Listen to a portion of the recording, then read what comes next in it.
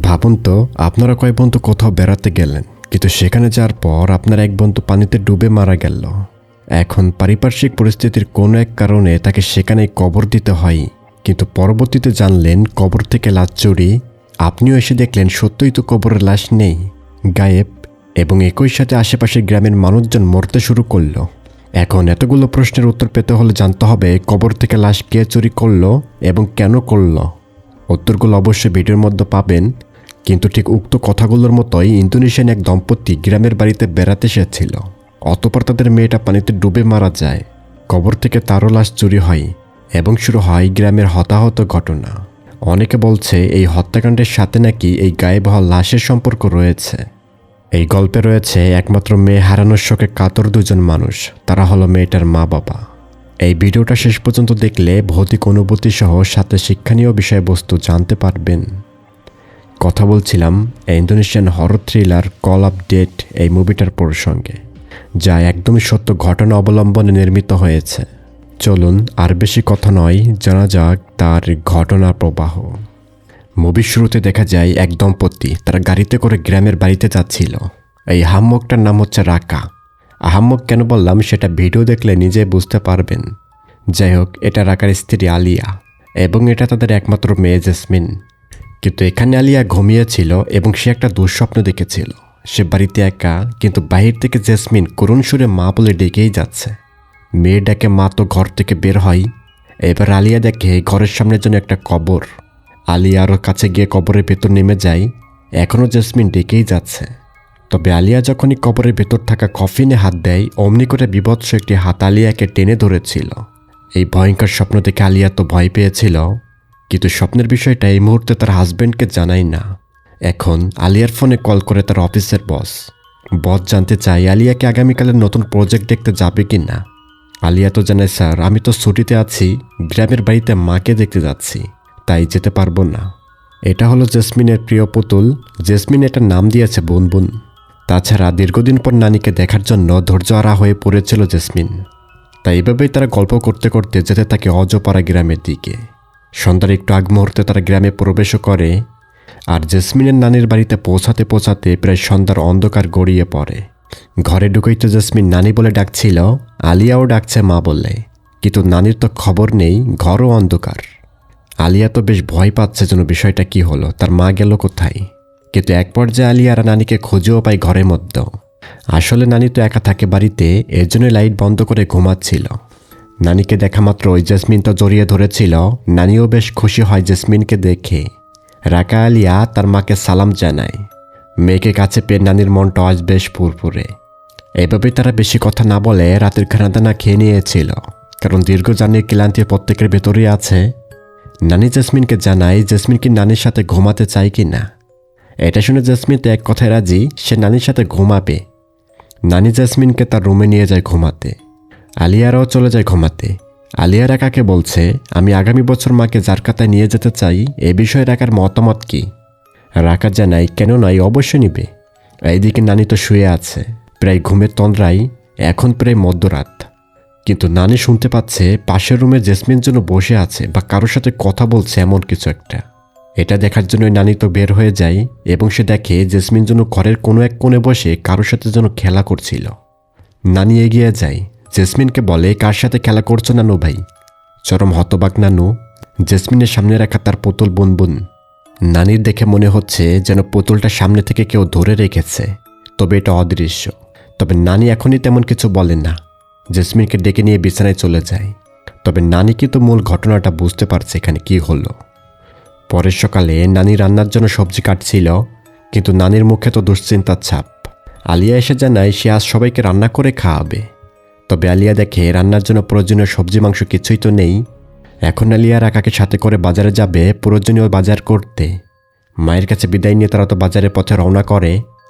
তবে পথে দেখা যায় একজন ব্যক্তির জন্য কবরস্থান ঝাড়ু দিচ্ছিল। এই পথ দিয়েই তো আবার যাচ্ছে আলিয়ারা। আলিয়াও দেখে এই ব্যক্তিকে, কিন্তু আলিয়া গাড়ি থেকে এই লোককে ডাক দিয়েছিল। তবে লোকটাও মনে হল আলিয়াকে চিনতে পেরেছে, এর জন্যই তা আলিয়ার সাথে দেখা করতে চলে যায়। এবার জানা যায় এই লোকের নাম হলো বাসরি। সে এখানকার কবরস্থান দেখাশোনার দায়িত্বে আছে। তাছাড়া বাসরি আলিয়ার মায়ের চাচাতো ভাই, অর্থাৎ আলিয়ার চাচা বাসরি। অনেকদিন পর তাদের সাথে দেখা, এর জন্য বেশ ভালোই অনুভব করছিল দুজনেই। এইদিকে বাড়িতে নানি আবারও দেখে জেসমিন কারোর সাথে খেলা করছে। এবার নানি বিষয়টা বুঝতে পারে জেসমিন অদৃশ্য কারোর সাথে খেলা করে। এটা তো মোটেও ভালো লক্ষণ না। নানি জিজ্ঞাসা করে, কার সাথে খেলা করছো জেসমিন? জেসমিন জানায়, কেন, বন্ধুদের সাথেই তো খেলছি, দেখতে পাচ্ছ না? কিন্তু নানি এখানে বলে না যে কই কেউ তো সামনে নেই। এর জন্যই শুধু বলে, খেতে চলো, পরে খেলা করবে।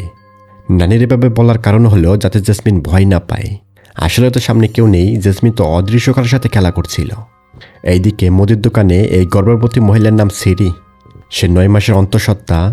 সিরি কিছু কেনাকাটা করে এবং বাড়িতে ফিরে যাচ্ছে। এরই মধ্যে আলিয়ার এসে পড়ে।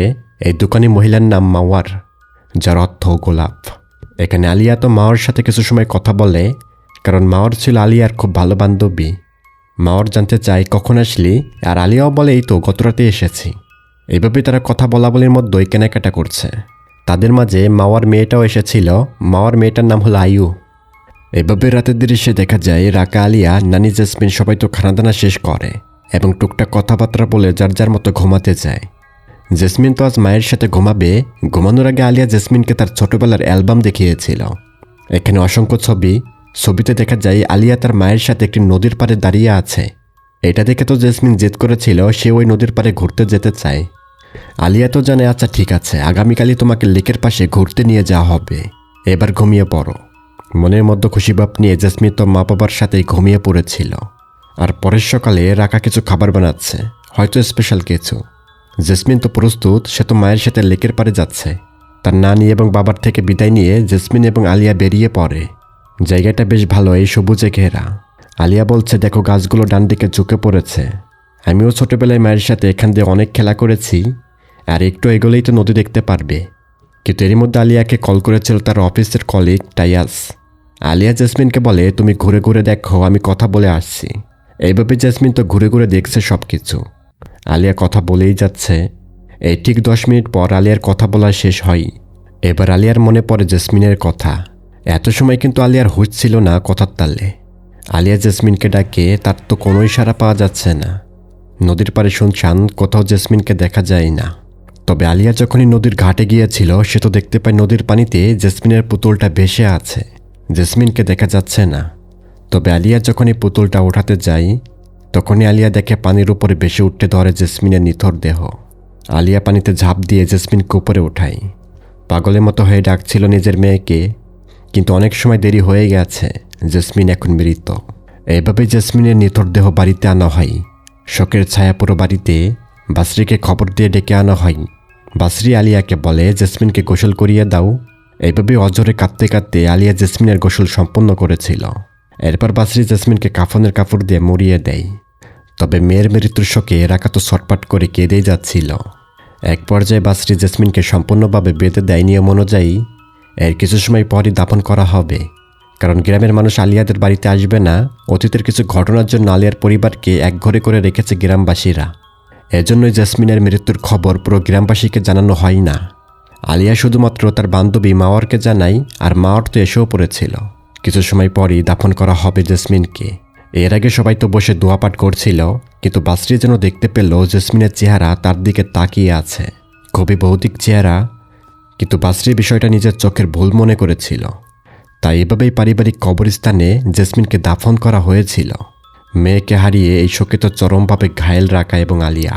কবর তো রাতেই দেওয়া হয়, কিন্তু এই কবরের পাশে সারা রাত বসে কাটিয়েছিল রাকা এবং আলিয়া।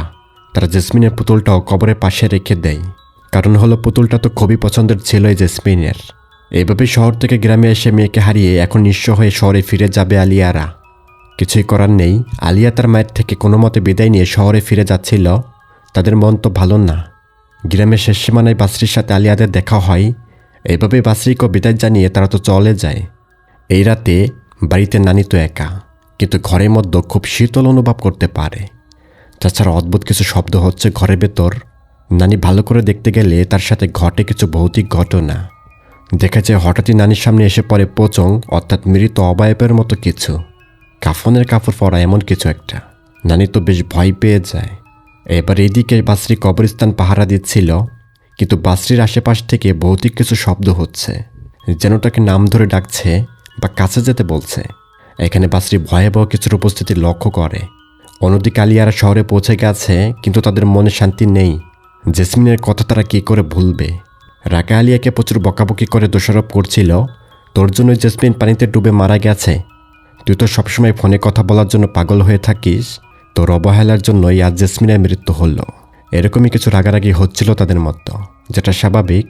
আসলে বোঝাইতে যাচ্ছে রাকা আলিয়া দুজনেই সর্বোচ্চ কষ্টের মধ্যে আছে, যা ভাষায় প্রকাশ করার কোনো উপায় নেই। এদিকে নানি বাসরিকে খবর দিয়েছিল, বাসরি এসেও পড়ে কথা বলছে তারা। নানি বাসরিকে বলছে, আমি ঘরের মধ্যে ভয়াবহ কিছু দেখতে পেয়েছি। তাছাড়া জেসমিন এই বাড়িতে আসার দিন থেকেই অদ্ভুত কিছু আচরণ করছিল জেসমিন। মনে হয়েছিল জেসমিন যেন অদৃশ্য কারোর সাথে কথা বলতো, খেলা করতো, এরকমই কিছু। নানি বাসরিকে বলছে, সম্ভবত এই অতি অপরাগিত ঘটনার সাথে আমার মায়ের মৃত্যুর কোনো যোগসূত্র রয়েছে। তার মায়ের কি যোগসূত্র রয়েছে এই কথাটা এই পর্যন্তই বলা হয় আপাতত। এদিকে দেখা যায় জেসমিনের কবরের উপর দিয়ে বিষাক্ত কিছু পোকামাকড় স্তূপ তার ঘোরাফেরা করছে, যেটা মোটেও ভালো লক্ষণ না। পরের সকালে শহরের সিন, আলিয়া কারোর সাথে দেখা করতে যাচ্ছে। রাকা খাবার বানিয়েছে, কিন্তু মন তো কারো ভালো নেই। আলিয়া তো চলে যায়, কিন্তু রাকা দেখে জেসমিনের পুতুলটা ঘরের মধ্যে রাখা। রাকা খুবই হতবাক হয়, এখানে পুতুল আনলো কে? এটা তো জেসমিনের কবরের উপর রেখেছিলাম, ঘরের মধ্যে আসলো কীভাবে? এদিকে আলিয়া এসেছিল একজন মনোবিজ্ঞান বিশেষজ্ঞের কাছে। এই বিশেষজ্ঞের নাম হলো সারা সোফিয়া। এখানে আলিয়া এই বিশেষজ্ঞের কাছে মনের সব কথা বলেছে। তার অবহেলার জন্যই তার মেয়ে পানিতে ডুবে মারা গেছে, সেই আসলে দোষী। সব কিছুর জন্য আলিয়া নিজেই দায়ী। আসলে সব কথা শেয়ার করে নিজেকে একটু হালকা করার চেষ্টা করছিল আলিয়া, কিন্তু বিশেষজ্ঞ তাকে শান্ত হতে বলে এবং সব কিছু স্বাভাবিকভাবে নিতে বলে। রাতে আলিয়া বাসায় ফিরলে রাকা জানতে চাই জেসমিনের পুতুল বাড়িতে এনেছে কে। এটা তো আমরা স্মৃতিচরণ হিসেবে রেখেছিলাম জেসমিনের কবরের উপরে, তাহলে বাড়িতে আনলো কে? আলিয়া জানায়, আমি তো আনিনি, কীভাবে আসলো সেটাও বলতে পারি না। এইদিকে দেখা যায় কবর থেকে জেসমিনের লাশ বের হয়ে গেছে। লাশটা নড়াচড়া করছিল, খুবই ভৌতিক দেখতে। মনে হচ্ছে জেসমিনের দেহে কোনো অদৃশ্য শক্তি যেন প্রবেশ করলো বা কোনো কিছু এটি কন্ট্রোলে নিল। একই সময়ে সে গর্ভবতী মহিলাকে দেখা যায়, যার নাম সিরি। সিরি তো প্রসব বেদনায় ছটপট করছিল। এখানে সিরির হাজব্যান্ড ধাত্রীকে ডাকতে বেরিয়ে পড়ে। এখন সিরি যখন বাড়িতে একা, তখন সিরি দেখতে পায় পায়ের মাঝখানে যেন একটি ভয়ঙ্কর অবয়ব। এটা যেন সেই জেসমিন বা বিকৃত একটি চেহারা।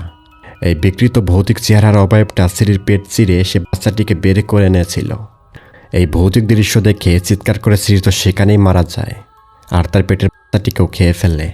এদিকে শহরে আলিয়া বাথরুমে বেসিনের সামনে মুখ ধুচ্ছিল, কিন্তু হঠাৎ আলিয়া যেন পানির ভেতরে ডুবে যায়, এবং এই পানিটাই যেন জেসমিনের ডুবে যাওয়া সেই নদীর পানি, মানে সে নদীর ভেতরে যেন ডুবে গেল। আর ঠিক হঠাৎই এক ঝটকায় সে তো খাটের উপর কেঁপে উঠেছিল। অদ্ভুত ঘটনা। রাকা বলে, কি হয়েছে, আবারও ঘুমিয়ে স্বপ্ন দেখলেন নাকি? এবার আলিয়া বলে সে নাকি স্বপ্নযোগে পানির ভেতরে গিয়েছিল এবং তার মেয়ে জেসমিন নাকি সাহায্য চায়। রাকা তো বিশ্বাস করতে চায় না যে স্বপ্নের ভেতরে সেখানে যাওয়া সম্ভব। একজন আলিয়া দেখায়, দেখো আমার গায়ের জামাটা এখনও ভিজা, তার মানে আমি স্বপ্নের ভেতরেই সে পানির ভেতরে পড়েছিলাম। রাকা বিষয়টা সিরিয়াস নেয় এবার। যাই হোক, এবার আলিয়া শহর থেকে আবারও গ্রামে ফিরবে এবং তার মেয়ের কবরের কাছে যাবে এবং সেখানে যে কিছু একটা করবে হয়তো। এইভাবে শহর থেকে তারা গ্রামে ফিরেই দেখে সিরকে কবরস্থানে নেওয়া হচ্ছে দাফন করতে। বাসরিও আছে, তবে বাসরি যেন অদ্ভুতভাবে তাকিয়েছিল আলিয়াদের দিকে। তবে এখান থেকে আলিয়া এবং রাকা ঘরের ভেতরে না যেয়ে তারা সোজা চলে গিয়েছিল তার মেয়ে জেসমিনের কবরের দিকে, ঘরের পেছনে এটা। কিন্তু বেশ অদ্ভুত, তারা এসে দেখে সত্যই তাদের মেয়ের লাশ কবরে নেই। লাশ যেন চুরি হয়ে গেছে বা গায়েব হয়ে গেছে। তবে দেখেই বোঝা যাচ্ছে জেসমিনের কবর থেকে যেন লাশ বের করে নেওয়া হয়েছে। এর মানে তো নিশ্চয়ই ভয়ানক কিছু ঘটতে যাচ্ছে। কবরের এই দৃশ্য দেখে তড়িঘড়ি করে আলিয়া চলে গিয়েছিল তার মায়ের সাথে দেখা করতে। তার মাও বেশ চিন্তিত। এখানে চরম বিচলিত আলিয়ারা জিজ্ঞেস করে, জেসমিনের দেহ কবরে নেই কেন, কি হয়েছে মা? এবার নানি জানাই, মনে হচ্ছে আমার মায়ের দেওয়া অভিশাপটাই সত্য। তাহলে আলিয়ার নানির অভিশাপের কথা বলছিল জেসমিনের নানি। দেখা যায় ফ্ল্যাশব্যাক, তখন আলিয়ার মায়ের বয়স ছিল মাত্র 7 বছর। এটা আলিয়ার মা। কিন্তু সে রাতে গ্রামবাসীরা ক্ষিপ্র হয়ে আলিয়ার মায়ের বাড়িতে এসেছিল এবং তারা চাইছিল আলিয়ার মাকে হত্যা করতে বা গ্রাম ছাড়া করতে। কারণ হলো তখন গ্রামে অল্প বয়সী মেয়েরা মারা যাচ্ছিল।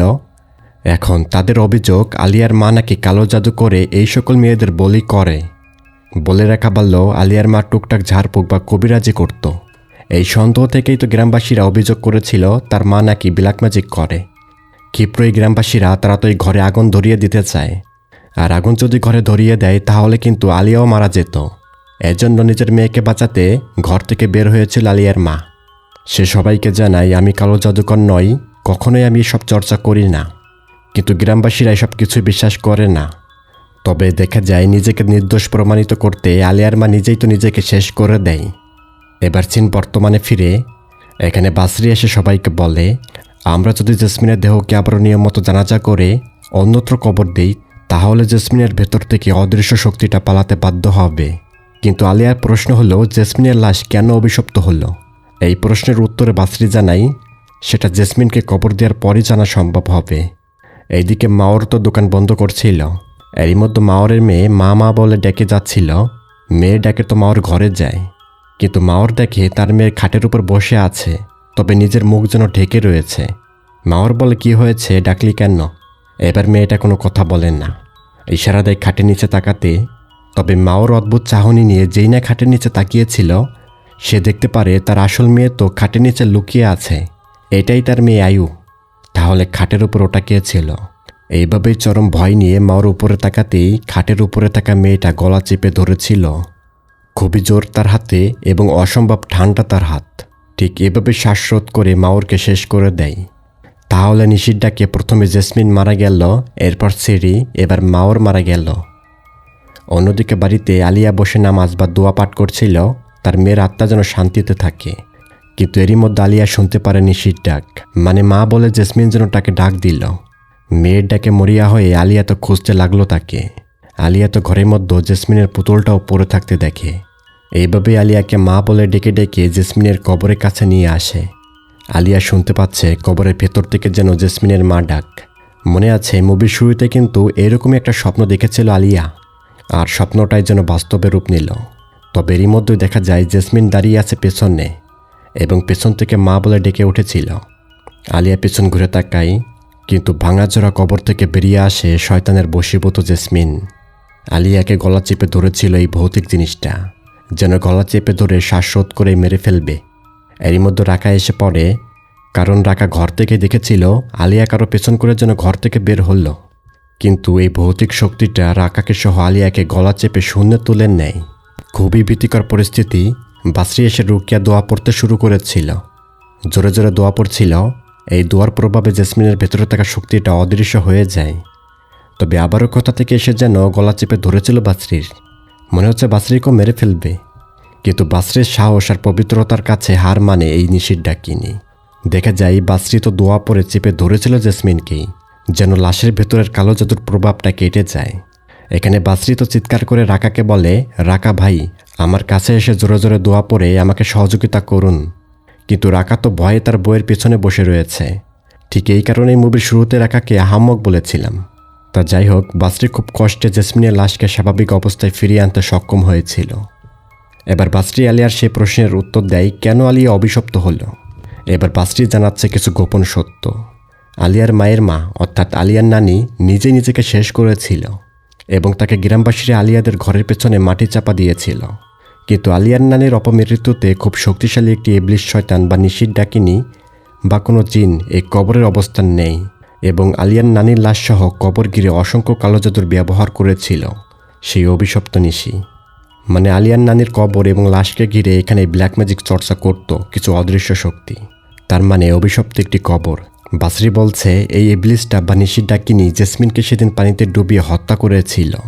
এরপর যেহেতু জেসমিনকে আলিয়ার নানির কবরের উপরই কবর দেওয়া হয়েছিল, এজন্য সেই অভিশপ্ত নিশি বা ইবলিশ জেসমিনের দেহ নিয়েই এই বিভ্রান্ত সৃষ্টি করে অসংখ্য মানুষকে বলি হিসেবে নিয়েছে। এইভাবেই তার ক্ষুধা মিটিয়েছে, ব্ল্যাক ম্যাজিকের শক্তি আরও বৃদ্ধি করেছে। আর ঠিক এইভাবেই কিন্তু জেসমিনও অভিশপ্ত হয়েছিল, মানে তার দেহটা। পরের সকালে গ্রামের সবার উপস্থিতিতে পুনরায় জানাজা করে কবরস্থানে দাফন করা হয় জেসমিনকে। এবার আশা করা যায় কোনো ইবলিশ বা কালো জাদুকরী অদৃশ্য শক্তি জেসমিনের দেহ বশে আনতে পারবেন না, খারাপ কাজে আর ব্যবহারও করতে পারবেন না। আর এভাবেই গল্পটা শেষ হয়। তা কেমন লেগেছে ভিডিওটা জানিয়ে দিন কমেন্টে। ভালো লাগলে শেয়ার করিয়েন। আর এখানে বিদায় নিচ্ছি, ভালো থাকবেন।